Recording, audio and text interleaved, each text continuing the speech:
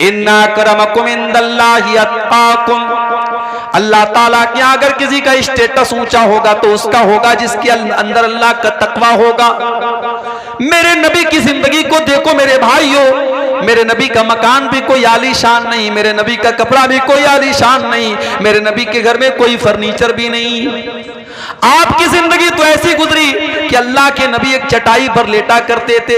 एक दिन आप चटाई पर से उठते हैं और आपकी पीठ पर चटाई के निशान पड़े हैं। साहबे किराम ने देखा, अय अल्लाह के नबी, लवित तखजना लकवितान या रसूल अल्लाह, अय अल्लाह के नबी आप हमें इजाजत दे दें, हम आपके लिए गद्दे का इंतजाम कर दें, हम आपके लिए आरामदेह बिस्तर का इंतजाम कर दें। आपने क्या जवाब दिया मेरे प्यारे साथियों, जरा अपने नबी का जवाब सुन लेना। फरमाया माली वली दुनिया, ओ लोगों मेरा दुनिया से क्या लेना देना है। माना इल्ला करा के बिन इस्तज़ल्लता तशजरतिन सुम्मा राह फतरकहा, अरे मैं तो एक परदेसी की तरह हूं, मैं तो मुसाफिर की तरह हूं जो किसी पेड़ के नीचे थोड़ी देर हाल्ट करता है, थोड़ी देर आराम करता है, फिर अपनी मंजिल की तरफ चला जाता है। मैं दुनिया में रहने के लिए नहीं आया हूं, मेरी मंजिल तो आखिरत है, मैं आखिरत की तैयारी करने के लिए आया हूं। आज हम दुनिया के पीछे मरे जा रहे हैं। सुबह नींद खुलती है तब से लेकर रात में सोने तक एक मर्तबा भी हमारे ज़हन में आखिरत की फिक्र पैदा नहीं होती, जन्नत की फिक्र नहीं पैदा होती, जहन्नम से बचने की चिंता नहीं होती। हाय दुनिया, हाय दुनिया, हाय दुनिया। मेरे प्यारे साथियों, ये माल और औलाद भी अगर आपको अल्लाह से दूर कर दे तो ये बहुत बड़ा फितना है। अल्लाह कुरान में कहता है इन्नमा अमवालुकुम व औलादुकुम फितना, तुम्हारा माल भी तुम्हारे लिए फितना है, तुम्हारी औलाद भी तुम्हारे लिए फितना है। अगर माल के चक्कर में तुम हराम रास्ता अपना रहे हो और औलाद के चक्कर में तुम गलत रास्ता अपना रहे हो तो माल भी फितना है और औलाद भी फितना है। मेरे भाइयों, अल्लाह के प्यारे नबी मिंबर पे खुतबा दे रहे हैं, जुमा का खुतबा आप दे रहे हैं। आपके नवासे हजरत हसन और हुसैन जिनकी उम्र 4-5 बरस की है, वो दोनों मस्जिद में आ रहे हैं। 5 साल के बच्चे चलते भी हैं तो गिरते पड़ते हुए चलते हैं। हदीस के अल्फाज हैं हजरत हसन और हुसैन गिरते पड़ते फिसलते हुए मस्जिद में चले आ रहे हैं। अल्लाह के प्यारे नबी की नजर अपने नवासों पर पड़ी और वो दोनों नवासे लाल रंग का कुर्ता पहने हुए हैं। पता ये चला कि लाल रंग का कुर्ता पहनना जायज है, लाल रंग का कपड़ा पहनने में कोई हर्ज की बात नहीं है। हाँ, सैफ्रॉन कलर का कपड़ा नहीं पहनना चाहिए, जाफरानी कलर का कपड़ा, वो मुशरिकों की पहचान है, वो उनका शियार है। अगर कोई रेड कलर का लाल रंग का शर्ट पहनता है, कुर्ता पहनता है, चाहे मर्द हो चाहे औरत हो, कोई हर्ज की बात नहीं। नबी के नवासे लाल रंग का कुर्ता पहन करके आ रहे हैं और अल्लाह के नबी की नजर पड़ गई।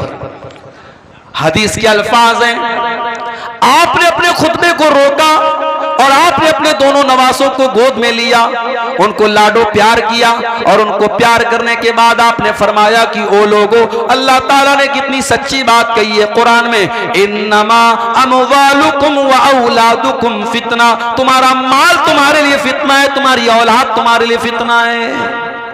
अच्छा एक बात बताओ, अल्लाह के नबी ने खुतबा रोका, नवासों को गोद में लिया और ये बात कही, इसमें कितना टाइम लगा होगा? ज्यादा से ज्यादा 2 मिनट लगा होगा, 3 मिनट लगा होगा, 5 मिनट मान लो। 5 मिनट के लिए अल्लाह के नबी ने खुतबे को रोका और अपने नवासों को, अपने बच्चों को गोद में लिया, तो आपने उसको फितना कहा है। और हमारा हाल क्या है? हमारा हाल तो यह है कि हम 24 घंटे दुनिया में डूबे हुए हैं, दुनिया के लालच में पड़े हुए हैं और इस कदर लालची हो चुके हैं। अजान की आवाज आती है, 5 टाइम अजान देने वाला अजान दे रहा है, अस्सलातु खैरु मिन नौम की आवाज दे रहा है और हम अपनी दुकान पे बैठे हुए हैं। हमारा कारोबार चल रहा है, हमारा बिजनेस चल रहा है, हमारी दुकान बंद नहीं हो रही, हमारे कारोबार पर कोई फर्क नहीं पड़ रहा है। यानी 5 टाइम की नमाज में, फजर की नमाज तो बिल्कुल सुबह पढ़ी जाती है, अगर 4 टाइम की जो नमाज है, जोहर, असर, मगरिब, इशा, अगर चारों नमाज को अगर आपके वर्किंग टाइम में मान लिया जाए, आपकी दुकान के, आपके कारोबार के टाइम में, और एक नमाज पे आधा घंटे का टाइम मान लिया जाए, तो यानी आप 24 घंटे में 2 घंटा भी अपने कारोबार से निकाल करके अल्लाह को देने को तैयार नहीं है। जो अल्लाह आपको खिला रहा है, पिला रहा है, आपको ऑक्सीजन दे रहा है। मां के पेट में हम थे, अल्ट्रासाउंड के बगैर माँ के पेट का भी फोटो नहीं आता है। अल्ट्रासाउंड जब होता है तो वो कैमरा जो होता है वो माँ के पेट के अंदर रोशनी करके तब फोटो लेता है। माँ के पेट में जहां रोशनी पहुंचने का कोई रास्ता नहीं है, अल्लाह तेरी कुदरत है कि तू वहां भी बच्चे का दिल बना रहा है, वहां भी बच्चे का दिमाग बना रहा है, वहां भी बच्चे की आंखें बना रहा है। और क्या मजाल है कि कोई एक आंख इधर हो और एक आंख इधर हो, एक कान यहां हो और एक कान यहां हो, पूरे बैलेंस के साथ, पूरे तवाज़ुन के साथ बच्चा पैदा होता है। आंख अपनी जगह पे है, कान अपनी जगह पे है, मुंह अपनी जगह पे है, दिमाग अपनी जगह पे है। ये अल्लाह की कुदरत देखो मेरे प्यारे साथियों, अल्लाह ताला माँ के पेट में ये सारा प्रोसेस करता है। और आज हम और आप इतने बड़े नाशुक्रे हैं, उस अल्लाह के लिए हम 5 टाइम की नमाज भी पढ़ने को तैयार नहीं। इसीलिए अल्लाह कुरान में कहता है रिजालुल्ला तुलहीहिम तिजारतुन वला बैउन अन ज़िक्रिल्लाह, मेरे वो हकीकी बंदे और मेरे सच्चे मोमिन बंदे तो वो है, उनका कारोबार उनको नमाज से कभी नहीं रोकता है। वो नमाज भी पढ़ते और कारोबार भी करते हैं। और मैंने देखा है मुंबई के अंदर ऐसे ऐसे सेठों को देखा है मेरे भाइयों, आप यकीन करें, आपके अररिया में क्या कोई पैसा कमाने वाले होंगे, आपके पूर्णिया में क्या कोई पैसा ऐसा कमाने वाले होंगे, आपके किशनगंज में क्या पैसा कमाने वाले होंगे। मैंने मुंबई में ऐसे सेठों को भी देखा है जो बहुत बड़े करोड़पति अरबपति हैं, बहुत बड़ा उनका कारोबार है, मगर रमजान के आखिरी अशरे में वो एतिकाफ भी करते हैं। वो 10 दिन एतिकाफ में भी बैठते हैं। और जब वो एतिकाफ में बैठते हैं तो अपने कारोबार का जो मोबाइल है वो अपने भाई को, अपने घर को, अपने बेटे को दे करके आते हैं कि नहीं नहीं, अब ये 10 दिन मुझे अपने बिजनेस से कोई मतलब नहीं, अपने कारोबार से कोई मतलब नहीं, मैं 10 दिन अल्लाह की इबादत के लिए लगा रहा हूं। रिजालुल्लाह तुलहीहिम तिजारतुन वला बैउन अन ज़िक्रिल्लाह, मेरे सच्चे मोमिन बंदे तो वो हैं, उनका कारोबार उनको कभी अल्लाह के जिक्र से गाफिल नहीं करता, कभी नमाज से गाफिल नहीं करता। यखाफून यौमन ततक़ल्लबु फ़ीहिल क़ुलूब वल अबसार, इसलिए कि वो क़यामत के दिन से डरते हैं जिस दिन लोगों की दहशत का बड़ा बुरा आलम होगा। दहशत क्या होती है आपने देखा है। नेपाल में ज़लज़ला आया, बनारस में हल्का सा झटका महसूस हुआ। मैं तो उस वक्त ट्रेन में सफ़र कर रहा था, सुबह मेरी बीवी का फ़ोन आया, कहने लगी रात में ज़लज़ला, आपने देखा ज़लज़ला आया था। मैंने कहा मैं तो ट्रेन में बैठा था, ट्रेन में तो हमेशा ज़लज़ला आता रहता है, ट्रेन हिलती रहती है। कहा कि नहीं, रात में बहुत सब चीज़ें हिल रही थी, ज़लज़ला आया था। 2 दिन तक बनारस में लोगों के पेट मुंह से खाना उतर नहीं रहा था, लोग दहशत के आलम में थे। ज़लज़ला कहाँ आया था? नेपाल में आया था। उसका झटका दिल्ली और उत्तर भारत में कहीं कहीं महसूस हुआ था। और ये छोटा सा ज़लज़ला था जो नेपाल में आया था।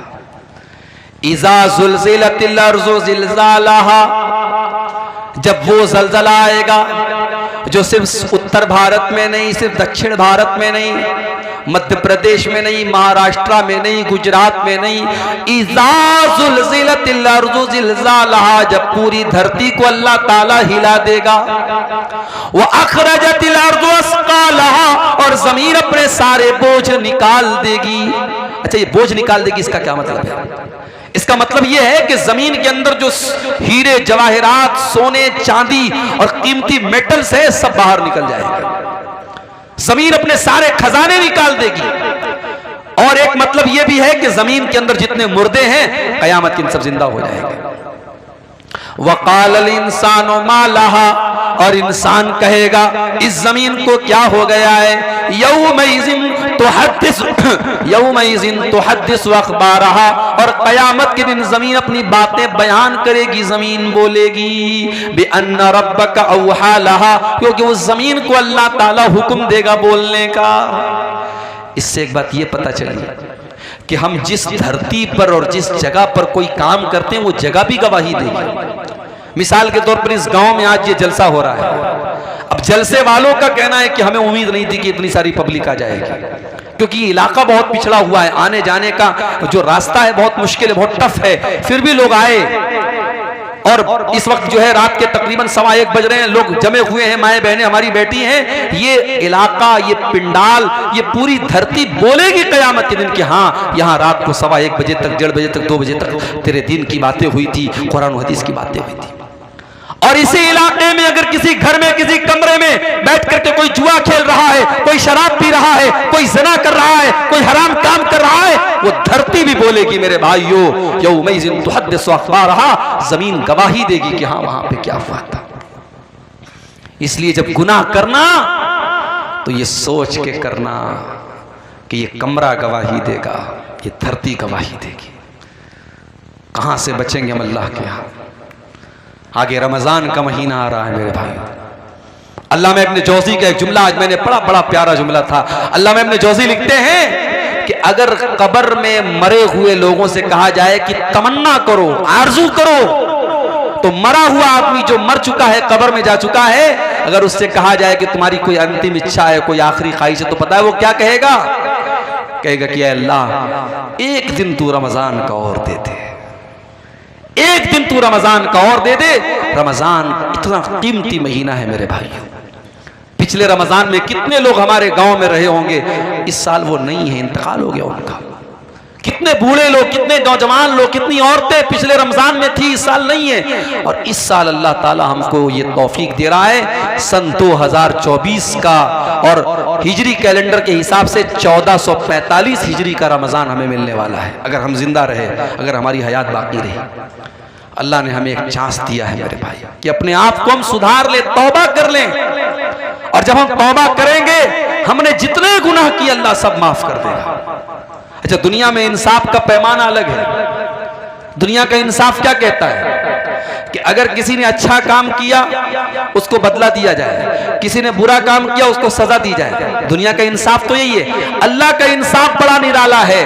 अल्लाह का इंसाफ ये है, अगर आपने कोई नेकी का इरादा किया, आपने इशा की नमाज पढ़ी और रात में बिस्तर पे सोने के पहले आपने मोबाइल के ऊपर अलार्म लगाया कि मैं रात को 3 बजे उठ करके तहज्जुद की नमाज पढ़ूंगा, पक्का इरादा आपने किया, लेकिन थके हारे थे, नींद आ गई, सोए रह गए और 3 बजे रात में फजर आप तहज्जुद की नमाज के लिए नहीं उठ पाए। अल्लाह के नबी फरमाते, जब बंदा नेकी का पक्का इरादा करता है और किसी वजह से वो नेकी नहीं कर पाता है, अल्लाह कहता है उक्तुबू लहू हसनतन, मेरे बंदे के नाम अमाल में एक नेकी लिख दो। उसने किया नहीं था, इरादा किया था, पक्का इरादा किया था। और अगर बंदा वो नेकी का काम कर लेता है, अल्लाह फरिश्तों से कहता है उक्तुबू लहू अशरा हसनात, उसके नाम आमाल में 10 नेकी लिख दो।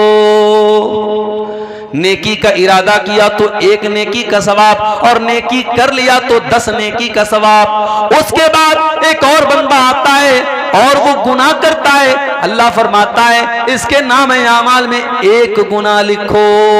उसने गुनाह का इरादा किया था, अल्लाह कहता है 1 गुनाह लिखो। उसने गुनाह कर लिया था, अल्लाह कहता है 1 गुनाह लिखो। और एक दूसरा इंसान आता है जो गुनाह का इरादा करता है, अल्लाह फरिश्तों से कहता है होल्ड करो, इंतजार करो, वेट करो, देखते रहो वो गुनाह करता है कि नहीं करता है। अगर बंदे ने गुनाह का इरादा किया और फिर इरादा करने के बाद उसने गुनाह नहीं किया, उसने अपने दामन को गुनाह से बचा लिया, अल्लाह के नबी फरमाते हैं कि अल्लाह ताला फरिश्तों से कहता है उक्तुबू लहू हसनतन, मेरे बंदे के नाम अमाल में 1 नेकी लिख दो। फरिश्ते कहते हैं अल्लाह उसने तो कोई नेकी का काम न किया, उसने तो कोई अच्छा काम न किया। आए अल्लाह उसने तो बुराई का इरादा किया था, उसने तो शराब पीने का इरादा किया था, उसने तो ज़िना करने का इरादा किया था। आए अल्लाह उसने गलत काम करने का इरादा किया था और बाद में उसने गलत काम नहीं किया, और तू कह रहा है कि हम 1 नेकी लिख दें। अल्लाह फरमाता है इन्नमा तरकहा मिन जर्राया, मेरे बंदे ने मेरे डर से गुनाह को छोड़ा है, मेरे खौफ से गुनाह को छोड़ा है। मेरे बंदे के नाम अमाल में 1 नेकी लिख दो। ये है अल्लाह का इंसाफ। इतना करीम है हमारा रब, इतना रहीम है, इतना मेहरबान है, और हम इतने बड़े नालायक हैं, नाशुक्र हैं कि उस अल्लाह से हम तौबा भी नहीं करते। मेरे भाइयों, अल्लाह को क्या पड़ी है कि अल्लाह अपना अजाब हम पर नाजिल करेगा। ये जितने परेशानियां हम पर आ रही हैं ये हमारे अपने करतूतों का नतीजा है। अल्लाह हम पर अजाब भेजना नहीं चाहता है। अल्लाह तो खुद कुरान में कहता है मा यफ़अलुल्लाहु बिअज़ाबिकुम इन शकरतुम व आमनतुम व कानल्लाहु शाकिरन अलीमा। अल्लाह तुम पर अपना अजाब भेज करके क्या करेगा ऐ मेरे बंदो, अगर तुम अल्लाह का शुक्रिया अदा करने वाले बन जाओ, तुम अल्लाह के ऊपर ईमान लाने वाले बन जाओ, तो अल्लाह ताला तुम पर अपना अजाब नाजिल करके क्या करेगा। इसलिए मेरे भाइयों, फितनों के इस दौर में अगर हमसे कुछ गुनाह के काम हुए हैं हम अल्लाह से तौबा कर लें और अपने आप को जहन्नम की आग से बचाएं।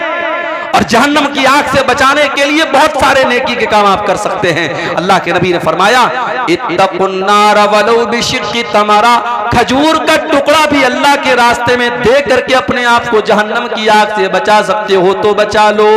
ये मदरसा है, ये मस्जिदें हैं, ये दीन का काम है जहां आपसे चंदे की अपील की जा रही है। अल्लाह का शुक्र अदा करो कि आपसे चंदा मांगा जा रहा है, आपसे बाकायदा मौलवी लोग माइक पर आकर के आपसे अपील कर रहे हैं। वरना कयामत के पहले तो एक ऐसा दौर भी आएगा, अल्लाह के नबी फरमाते हैं कि सदका देने वाला सदका लेकर के निकलेगा, माल लेकर के निकलेगा और कोई उसका सदका कबूल करने वाला नहीं होगा। इतना माल लोगों के पास आ जाएगा, इतना पैसा लोगों के पास आ जाएगा कि सदका करने वाला और दान देने वाला दान देना चाहेगा और सदका करना चाहेगा मगर उसके सदका को कोई कबूल करने वाला नहीं होगा।